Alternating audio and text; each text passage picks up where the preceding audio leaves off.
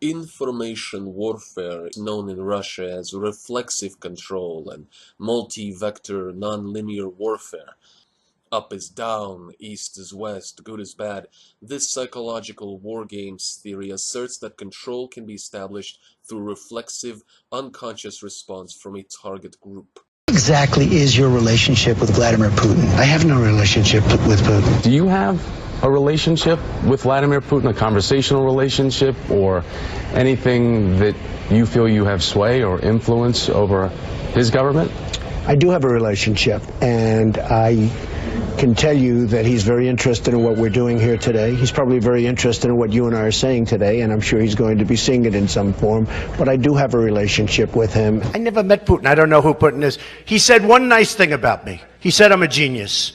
I said thank you very much to the newspaper, and that was the end of it. I never met Putin. And I spoke indirectly and directly with President Putin, who could not have been nicer. I have no relationship with Putin. I don't think I've ever met him. Never spoken to him on the phone? I've been in Moscow. I didn't meet him in Moscow. Where? Never spoken to him on the phone? I have never spoken to him on the phone, no. I have nothing to do with Russia. I told you. I have no deals there. You know, I was in Moscow a couple of months ago. I owned the Miss Universe pageant. And they treated me so great.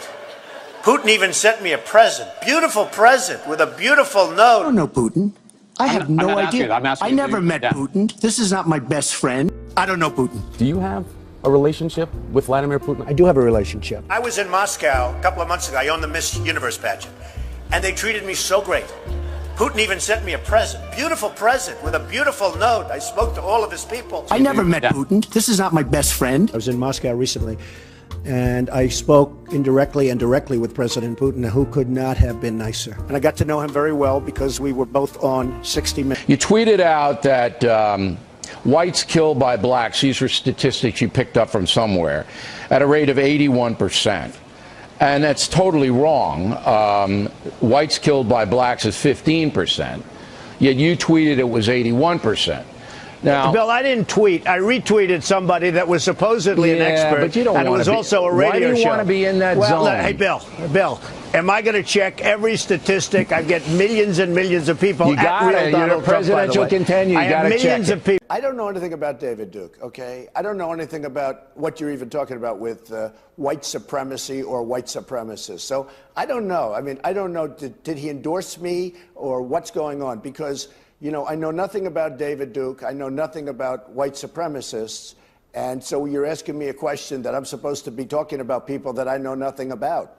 Okay. I mean, I'm just talking about David Duke and the Ku Klux Klan here, but... I don't know. Honestly, I don't know David Duke. I don't believe I've ever met him. I'm pretty sure I didn't meet him. And I just don't know anything about him. Well, you've got David Duke just joined, a bigot, a racist, a problem. I mean, this is not exactly the people you want in your party. I've never met people like politicians. They are the most dishonest people I've ever met. And no, really. I mean, really. Happened on the show on Tuesday. Donald Trump apparently contradicting himself when he joined both us and our friends over at ABC by phone. This is what happened. He talked to ABC first before their show, and they had asked him about that advertisement that showed women quoting things, actual quotes of Mr. Trump. So here's what he said when asked about that ad.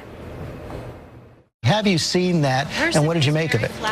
Well, you know, I have seen it, and it was a Romney deal. Okay, just a couple of minutes later, he appeared live on this show. Here's what he had to say. Honestly, I have not seen the ad, so I would have to see it. I've heard about the ad, but I have not seen the ad. Nicole, does this matter? I mean, when a guy contradicts himself within a couple of minutes, do people care? So he says, Donald Trump, he took an ad. Somebody just said he's putting up an ad that I'm pro-choice. No, I'm not. I'm pro-life. But he took an ad. Donald Trump is pro. Well, but I'm very pro-choice. Power comes from lying. Lying big and getting the whole damn world to play along with you. Once you got everybody agreeing with what they know in their hearts ain't true, you got them by the balls. The people, my people are so smart. And you know what else they say about my people? The polls. They say, I have the most loyal people. Did you ever see that? Where I could stand in the middle of Fifth Avenue and shoot somebody and I wouldn't lose any voters, okay? It's like incredible. hey, I watched when the World Trade Center came tumbling down. And I watched in Jersey City, New Jersey, where thousands and thousands of people were cheering as that building was coming down. I didn't see any evidence of thousands, nor have I seen it since then, of thousands of people. People can say anything, but the facts are the facts, and that did not happen in New Jersey that day, and it hasn't happened since. This didn't happen in New Jersey. There were plenty of reports, and you're feeding a stereotype. Chuck, it did happen in New Jersey. I have hundreds of people that agree with me. You're running for president of the United States. Your words matter. Truthfulness matters. Fact-based stuff matters. Chuck, make it easy, Chuck. Just play cool. There's been a lot of lying, Julie. And well, there's been a lot of lying. There's been lying about who you talk to, and by lots of people, and almost inevitably and invariably, they were lying about talking to the Russians about something. It's too much lying and too much Russia and too much smoke, and now they're investigating. I will build the wall, and Mexico's going to pay for it, and they'll be happy to pay for it. I'm not going to pay for that fucking wall. This guy used a filthy, disgusting word on television, and he should be ashamed of himself, and he should apologize, okay? Listen, you motherfuckers, we're going to tax you 25%. I'm going to bomb the shit out of them. We'll beat the shit out of them. Political bullshit. You're not going to raise that fucking price, you understand? Donald, true or false, you've said the government should pay for everyone's health care? That's false. You've never said that. Everybody's got to be covered. Universal health care. I am going to take care of everybody. Who pays for it? The government's going to pay for it, but we're going to save so much money. One of the things people love about you is they believe you tell it like it is. Says it like it is. He speaks the truth. It's about time we have a man like Trump in here. They ain't afraid to tell it like it is, man. We like him. He tells it like it is. He says what he means. I honestly believe he's telling the truth. Of Libya?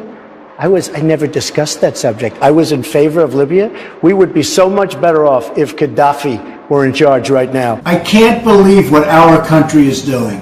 Gaddafi in Libya is killing thousands of people. Nobody knows how bad it is. And we're sitting around, we have soldiers all over the Middle East, and we're not bringing them in to stop this horrible carnage. Michael Flynn now admits he was working to help Recep Erdogan, the authoritarian Turkish president, during the run-up to the United States election.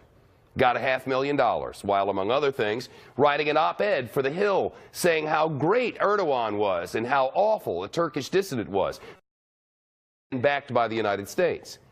And he did that while we were deciding who would be our next president. And while he, the former Army Lieutenant General and intelligence chief, was on the campaign trail with Donald Trump, complaining about pay for play, as he was paid to play by a businessman in support of the Turkish leader whose voting base is Islamic voters.